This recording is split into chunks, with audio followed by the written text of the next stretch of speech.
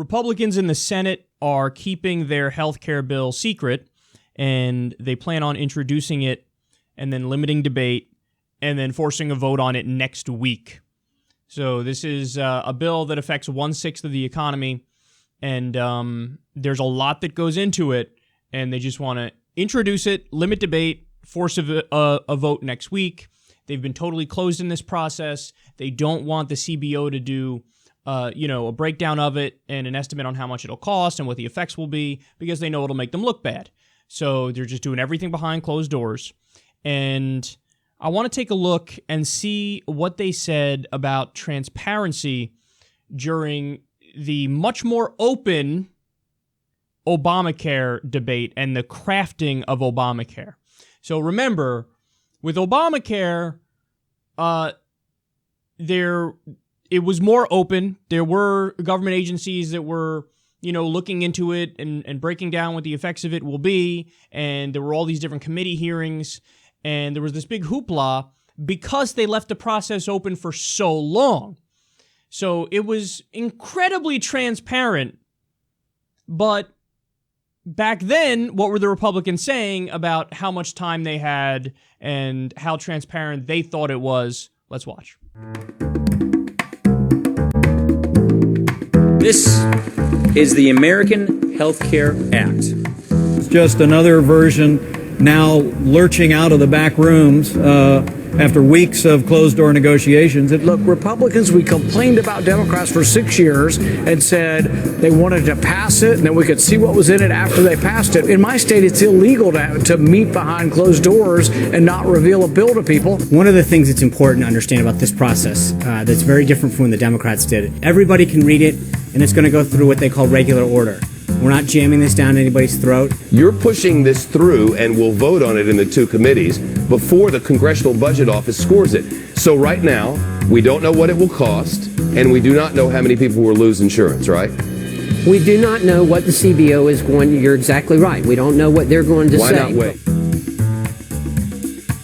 Are Republicans being genuine in their complaint that this is moving too quickly?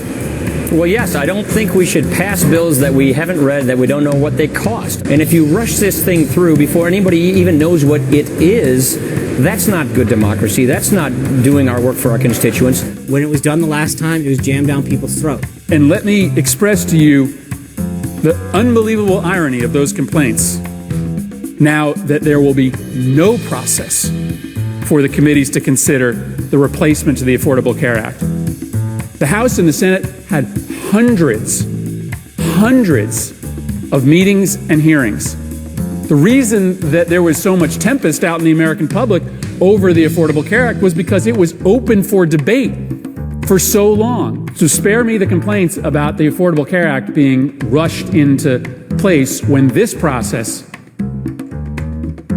is going to make that look laborious in comparison. There's this old debate I have with myself as to the motivations of various Republican politicians and media personalities. And it goes, are they idiots or are they liars? So do they not know? You fill in the blank. Or do they know, but they're misleading you on purpose? Which is it? Well, in this one, there's no question in my mind, because it wasn't that long ago. It was 2009 that all these Republicans were screaming about the process needs to be more open, and you can't craft it in back rooms, and this is terrible, and this is wrong, and we don't like it, and the American people need to see it. You'd be amazed at how many comments were made, not just on TV and on the floor of Congress, but also they have on Twitter. They have a whole bunch. Mike Pence. Was it Chuck Grassley? John Cornyn. Who else? Health and Human Services Secretary Tom Price. The process isn't open enough. It needs to be more transparent. So yeah, Democrats are crazy. I can't believe they're keeping this behind closed doors. And again, to be clear, the Democrats weren't keeping it behind closed doors. There was plenty of public debate over it. If you remember, conservative media had their hair on fire over Obamacare. But how how was that the case? Because it was open to the public. It was public debate, and they went on, and all the different committee hearings and the various government agencies looking into it and breaking it down and giving you the estimates of what'll happen with the deficit and what'll happen with the number of insured and all that stuff. So back then when it was much more open, we need more transparency somehow. There's a problem here.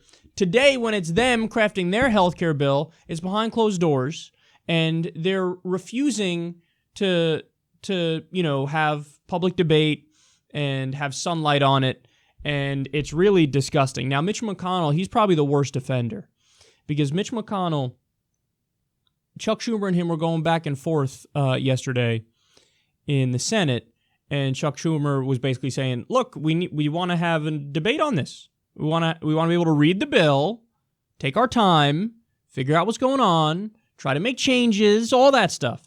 And he's like, will we have time to do that? Mitch McConnell said, yes, you'll have plenty of time to do that. Chuck Schumer goes, will we have at least 10 hours to do that? He goes, you'll have plenty of time to do that. Well, that means no, it's going to be less than 10 hours, and I refuse to answer your question with a flat yes, because I'm saying you'll have plenty of time, but plenty of time will be less than 10 hours. So the Democrats last night held the floor, and they went on about how disastrous this bill is, at least what we know about it from the previous version, the version that passed the House. They're making changes to it now that it's in the Senate. But man, this is bad. I mean, this is as bad as it gets. The bill had a 17% favorability rating when it was in the House. 17%. Now they're making minor changes, but we don't know the specifics of the changes. We don't know exactly how they're changing it, and they're keeping it behind closed doors on purpose because they know that if the CBO, nonpartisan CBO, crunches the numbers on it, there will be more people who are uninsured. It's going to be a giant giveaway for the health insurance companies. It'll gut Medicaid. So they're hiding it because they know they can't defend it. That's the bottom line.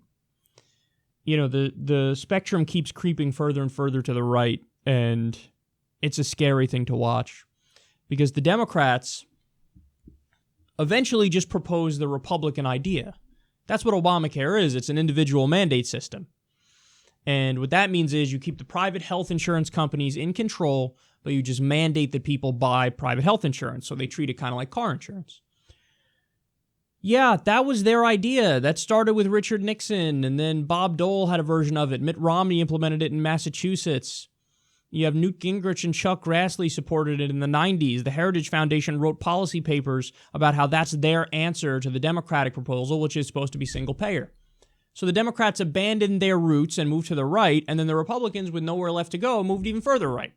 And now they fell off a fucking cliff. And now they try to do reform to our healthcare system that doesn't improve any of the problems with our healthcare system. Think about that. I mean, that's mental. We're going to reform our health care system, and more people will be uninsured, and we'll gut Medicaid, and the prices will go up for people who need the care the most. That's why they're hiding it, because what else are you going to do when your legislation is simply embarrassing? So the Democrats should block this. Bernie, we covered the story yesterday, Bernie saying, block this any way we can. And to take the fucking gloves off. They want to play rough? Okay, let's play rough.